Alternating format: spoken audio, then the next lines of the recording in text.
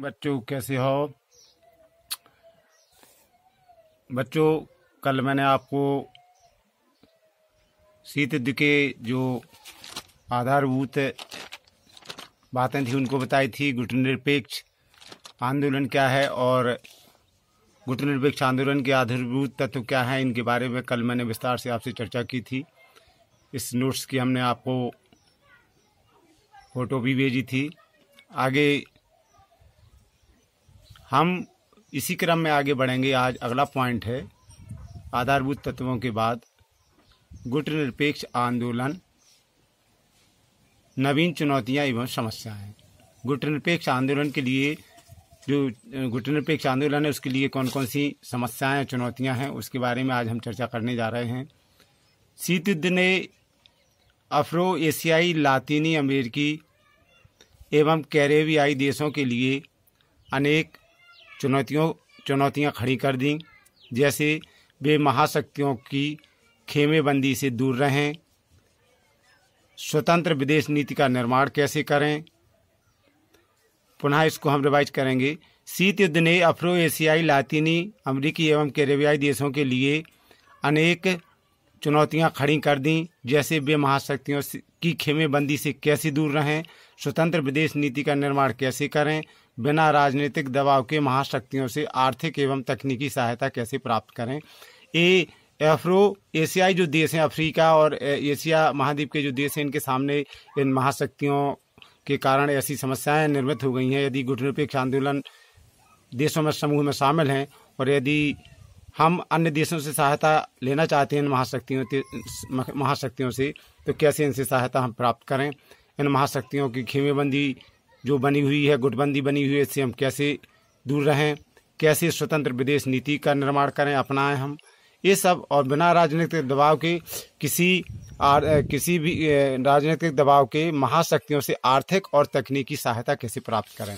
ये हमारे सामने समस्या या उन देशों के सामने समस्या उत्पन्न हो गई जो गुटनिरपेक्ष आंदोलन के सदस्य हैं। अब ये चुनौतियां हैं इस तरह की, तो इनसे कैसे निपटें, इन बातों को हम जानने की प्रयास करेंगे कि कौन कौन सी चुनौतियां हैं। उन चुनौतियों को हम पढ़ने का प्रयास करेंगे। जिसमें सर्वप्रथम नव उपनिवेशवाद, पहला जो पॉइंट आता है नव उपनिवेशवाद। इसमें शीत युद्ध के काल में महाशक्तियों तथा उनसे संबद्ध बड़ी महाशक्तियों ने औपनिवेशिक शासन के जरिए अफ्रो एशियाई एवं लातीनी अमेरिकी देशों ने के स्वतंत्र होने में अनेक बाधाएं उत्पन्न की। किंतु जब वे इन देशों में राष्ट्रीय मुक्ति संग्रामों के ज्वार को न रोक पाईं और उनके देश स्वतंत्र होने लगे, तो उन्होंने वहां के स्थानीय लोगों को एजेंट बनाकर परोक्ष रूप से उनको सत्ता में बैठाना चाहा ताकि वे हितों की पूर्ति की रक्षा कर सकें। तो इस प्रकार से जो नव उपनिवेशवाद ये चला। पहले उपनिवेशवाद जानते हो, पहले से जो यूरोपियन महाद्वीप के देशों के जो एशिया महाद्वीप, अफ्रीका महाद्वीप के देश गुलाम रहे, तो ये तो गुलामी खत्म हुई। अब नव उपनिवेशवाद के लिए एक नया षड्यंत्र रचा गया। तो इस तरह से ये चुनौती है कि नव उपनिवेशवाद एक तरह से जो उपनिवेशक ही है, ये नव उपनिवेशवाद का सामना ये देश कैसे करें, गुटनिरपेक्ष आंदोलन के सदस्य देश इनका सामना कैसे करें, ये बड़ी चुनौती है। आगे जो दूसरा पॉइंट आता है वो है आपके सामने तेल संकट। जो तेल संकट, देखो बच्चों, तेल एक ऐसी वस्तु है पूरे विश्व के लिए एक इतनी नितांत एवं आवश्यक वस्तु है। तेल, खनिज तेल इसको कहते हैं, जिसकी पूरे विश्व में महत्वपूर्ण एवं निर्णायक भूमिका है। आज जिस देश के पास पर्याप्त तेल है, खनिज तेल है, वो देश आज सबसे संपन्न देश की श्रेणी में आता है। ये ऊर्जा के लिए सबसे अति महत्वपूर्ण संसाधन है। तो तेल आज पूरे विश्व के लिए, पूरी विश्व अर्थव्यवस्था के लिए खनिज तेल बहुत ही अति आवश्यक एवं महत्वपूर्ण संसाधन है। और इस संसाधन किसी भी देश की आर्थिक गति के लिए निर्णायक भूमिका निभाता है तेल। तो ये तेल संकट भी है पूरे विश्व के लिए। इससे कैसे निपटें और इस तेल संकट से निपटने के लिए कैसे अपनी विदेश नीति में परिवर्तन करें। ऊंचे दामों पर ये देश जो है तेल खरीदते हैं, इनकी अर्थव्यवस्था की गति कम हो जाती है इस कारण से। तो आप पाएंगे बच्चों कि जब 1973 के अरब इजराइल युद्ध के बाद अरब देशों द्वारा तेल के दाम कई गुना बढ़ा दिए गए थे और कई गुना बढ़े हुए दाम देने से महाशक्तियों सहित विकसित देशों की अर्थव्यवस्था को इतना धक्का नहीं लगा था जितना तीसरी दुनिया के गरीब देशों को। भाई जो संपन्न देश हैं, संपन्न देश यदि तेल महंगा भी है तो उन्हें कोई दिक्कत नहीं, लेकिन गरीब देश जो विकास की गति पकड़ने का प्रयास कर रहे, यदि उनको तेल महंगा मिल जाता है तो उनकी विकास की गति रुक जाती है। तो ये तेल संकट जो नितांत विश्व के लिए आवश्यक है, ये तेल संकट की समस्या है। ये एक गुटनिरपेक्ष आंदोलन के सदस्य देशों को एक चुनौती है, इसका सामना कैसे करेंगे। जो तीसरा पॉइंट है, उत्तर दक्षिण संवाद से संबंधित मुद्दों को कैसे निपटाया जाए। शीत युद्ध के दौरान बच्चों जब टकराव किसके बीच हुआ था, अमेरिका और सोवियत रूस, इन दोनों महाशक्तियों के बीच जब टकराव शुरू हुआ शीत युद्ध का, अब ये महाशक्तियां सभी विकसित देशों बनाम विकासशील देशों के बीच स्थापित हो गया। यानी दोनों महाशक्तियां, और अब ये शीत युद्ध का जब अंत हुआ उसके बाद संपन्न शक्तियां और विकासशील महाशक्तियां, इन दोनों के बीच एक तरह से ये युद्ध स्थापित हो गया कि कैसे महाशक्तियां और विकासशील शक्तियां ये आपस में सामना करें। उत्तर और दक्षिण के संवाद से संबंधित जो मुद्दे हैं, इस प्रकार से विकसित और अल्प विकसित देशों के बीच ये बड़ी गंभीर समस्या पैदा कर रहे हैं। उत्तर दक्षिण संवाद से संबंधित जो मुद्दे भी हैं, तो ये गुटनिरपेक्ष आंदोलन के सामने एक तीसरी भी एक बड़ी चुनौती है। चौथा जो पॉइंट आता है, अनसुलझी समस्याओं को सुलझाना। शीत युद्ध के दौरान जब बच्चों तीसरी दुनिया के राष्ट्रों को औपनिवेशिक शक्तियों के चंगुल से मुक्त कराने के लिए गुटनिरपेक्ष देशों ने मिलकर एक होकर आवाज उठाई। तीसरी दुनिया से मतलब जो अल्प विकसित राष्ट्र हैं, उनको तीसरी दुनिया का राष्ट्र यहाँ माना गया है। तो जो एकजुट होकर के जो उन्होंने आवाज उठाई थी, इसके अनेक लाभकारी नतीजे सामने आए थे और इसके बावजूद अनेक समस्याएं सुलझ नहीं पाई थी तीसरी दुनिया के जो देश हैं। मसलन नामीबिया एवं दक्षिण अफ्रीका में अभी तक अल्पसंख्यक गोरी सरकार के विरुद्ध बहुसंख्यक वाले लोगों का शासन सत्ता नहीं मिल पाई। तो इस प्रकार से बच्चों ये तमाम समस्याएं, अनसुलझी समस्या हैं, ये भी गुटनिरपेक्ष आंदोलन देशों के सामने ये समस्या है कि कैसे इस चुनौती का सामना करें, इन समस्याओं का सामना करें। पांचवा जो पॉइंट आता है, परमाणु शक्ति के शांतिपूर्ण उपयोग के बारे में। अब पांचवा जो पॉइंट है, जब विश्व में अमेरिका पहला परमाणु शक्ति संपन्न राष्ट्र बना था 1945 में, जब उसने द्वितीय विश्व 1945 की पहले जब द्वितीय विश्व युद्ध हुआ था, तो सर्वप्रथम विश्व में परमाणु शक्ति संपन्न राष्ट्र कौन था, अमेरिका बना था। उसके बाद क्रमशः धीरे धीरे और देश भी बढ़ते गए, जैसे सोवियत संघ, चीन, फ्रांस, ब्रिटेन, ये भी परमाणु शक्ति को प्राप्त करते गए। अब ये पांचों बड़े राष्ट्र तीसरी दुनिया के गरीब राष्ट्रों को परमाणु शक्ति संपन्न बनाने से रोकते हैं। और तीसरी दुनिया से मतलब जो गुटनिरपेक्ष देश हैं, जो यूरोपियन चंगुल से बाद में स्वतंत्र हुए हैं, तो पहले तो इन लोगों ने परमाणु हथियार बना लिए। अब इन्होंने बना करके जब विकासशील राष्ट्र जो परमाणु हथियार बनाने का प्रयास कर रहे हैं, तो उनको रोकने का ये उनके आगे बाधा डालते हैं ये लोग, पांचों के पांचों राष्ट्र। तो ये तीसरी दुनिया के गरीब जो राष्ट्र हैं, परमाणु शक्ति संपन्न बनना चाहते हैं, लेकिन ये उनको बनने से रोकते हैं। अब इस व्यवस्था का कैसे, इस चुनौती का कैसे सामना करें, ये बहुत ही इन तीसरी दुनिया यानी विकासशील राष्ट्रों या इन राष्ट्रों के सामने ये समस्या है।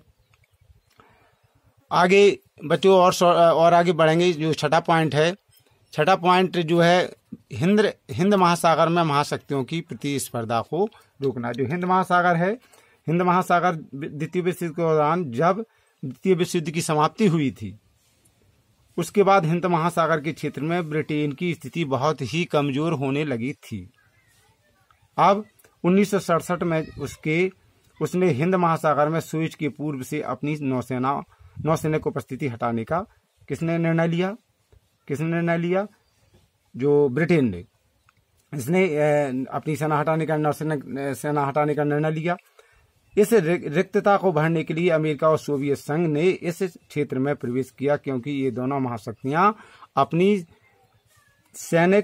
नौसैनिक उपस्थिति के जरिए हिंद महासागरीय क्षेत्र के करीब 44 तटवर्ती देशों पर परोक्ष रूप से आधिपत्य जमाने के महत्वाकांक्षी थे। कौन? 2 महाशक्तियां, सोवियत संघ और अमेरिका।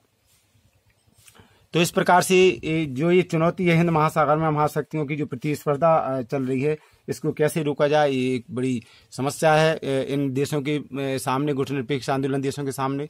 7वां जो समुद्री कानून के बारे में एक चुनौती और समस्या है इन लोगों के लिए कि क्या समुद्री कानून जो है इसका कैसे पालन किया जाए। जब द्वितीय विश्व युद्ध तक संसार के समस्त देश समुद्र में पाई जाने वाली संपदा का मनचाहा दोहन करते थे। 1945 तक कोई प्रतिबंध नहीं था, कोई कहीं भी कोई कहीं कुछ कर ले, कोई कहीं कुछ कर ले, कोई रोक टोक नहीं थी। परंतु इसके बाद धीरे धीरे जैसे इस बारे में कानून बनने लगे और कानून बनते बनते गरीब देशों ने भी इस संपदा पर अनेक अधिकारों की मांग उठाई। जो संपन्न महाशक्तियां थीं वो उसका अपने प्रकार से दोहन करते रहे, लेकिन धीरे धीरे जब 45 के बाद ये लोग स्वतंत्र हुए तो इन्होंने भी इस समुद्री संपदा पर अपना हक और कानून बनवाने का प्रयास किया। इसके लिए आवश्यक साधन एवं टेक्नोलॉजी उनके पास है, विकसित राष्ट्रों के पास, तो वो तो दोहन कर लेते हैं। दूसरी तरफ तीसरी दुनिया के जो देश हैं उनके पास टेक्नोलॉजी का भी अभाव है। इसके लिए आवश्यक साधन टेक्नोलॉजी होना बहुत आवश्यक होता है। ऐसी स्थिति में विकसित राष्ट्र या देश पर्याप्त कानून के अभाव में समुद्री संपदा का मनचाहा दोहन कर रहे हैं। इस प्रकार से ये भी एक चुनौती है कि उनको इस प्रकार से कानून बनाकर कैसे रोका जाए। समुद्री संपदा का जो दोहन कर रहे हैं अति शक्ति संपन्न राष्ट्र, तो इसको कैसे रोका जाए भी आपके सामने गुटनिरपेक्ष आंदोलन देशों के सामने बहुत बड़ी समस्या है। जो 8वां पॉइंट है बच्चों, जो अंतिम और 8वां पॉइंट है, तीसरी दुनिया में सहयोग। अब विश्व अमेरिका और रूस के नेतृत्व वाले खेमों के बजाय विकसित और विकासशील राष्ट्रों के बीच बंटने लगा है। अब जो 2 महाशक्तियां थी इनके बीच में ना बट के अब कौन कौन से? विकासशील और विकसित 2 राष्ट्र की एक तरह से ये युद्ध की स्थिति है। विकसित जो संपूर्ण संसाधन मौजूद हैं, जो विकासशील जिनके पास अभी विकास की गति चल रही है। तो इस प्रकार से अब एक तरह से विकसित राष्ट्र बनाम विकासशील राष्ट्र, ये इन 2 ध्रुवों में पूरा विश्व बंटने लगा है धीरे धीरे। विकसित देश चाहे वे पूंजीवादी खेमे से हों या साम्यवादी, विकासशील देशों के विरुद्ध एक हो गए हैं। दूसरी तरफ विकासशील अर्थात अल्प विकसित राष्ट्र गरीबी, आपसी झगड़ों एवं बाहरी दबावों और हस्तक्षेप के कारण पर्याप्त रूप से एकजुट नहीं हो पा रहे हैं। और इस कारण से वस्तुतः जो एकजुट नहीं हो पाने के कारण गुटनिरपेक्ष आंदोलन अल्प विकसित देशों में आपसी सहयोग स्थापित कर उन्हें आत्मनिर्भर बनाने की असीमित क्षमता रखता है। तो इस प्रकार से ये तीसरी दुनिया में जो है ये सहयोग की आवश्यकता है, तीसरी दुनिया में सहयोग। तो इस प्रकार से बच्चों आपने देखा कि हमने आपको अभी बताया कि गुटनिरपेक्ष आंदोलन के सामने जो चुनौतियाँ थीं उसके बारे में कौन कौन सी चुनौतियाँ हैं। 8 करीब हमने चुनौतियाँ और समस्याएं बताई हैं, इनको आप पढ़ लीजिएगा। और आज के लिए इतना काफ़ी है। कल हम आपको जो भारत द्वारा गुटनिरपेक्ष नीति अपनाने के क्या कारण थी, हम आपको इसके आगे और कुछ मैं नोट्स तैयार करूंगा, इसके बाद इसको आपको डिटेल से पढ़ाऊंगा। आज के लिए बस इतना काफ़ी है। यहाँ से कल के लिए किसी भी प्रकार का प्रश्न यदि हो आपके सामने तो आप हमसे ग्रुप पर डाल के पूछ सकते हैं। प्लीज़ बच्चों आप ज़रूर पढ़ें। जब तक आप लोग ग्रुप में आकर के ऑनलाइन नहीं होंगे, आप समझेंगे नहीं, तब तक हमें पढ़ाने में भी मज़ा नहीं आएगा। इस प्रकार आज आप जो है कुछ क्वेश्चन भी लिख लीजिए, 2 क्वेश्चन कि गुटनिरपेक्ष आंदोलन के सामने कौन कौन सी चुनौतियां या समस्याएं हैं, लिखिए। बस एक ही क्वेश्चन इसमें आता है कि गुटनिरपेक्ष आंदोलन के सामने कौन कौन सी चुनौतियां और समस्याएं हैं, आप लिखिए। इसका आंसर जरूर आप लिख लीजिएगा। इसको मैं अभी आपको PDF बनाकर आपको सेंड कर दूंगा। कल से आप भारत द्वारा गुटनिरपेक्ष नीति अपनाने के कौन कौन से कारण थे, इन कारणों को जानेंगे और विस्तार से आगे भी हम आपको पढ़ाएंगे। Bye, have a nice day.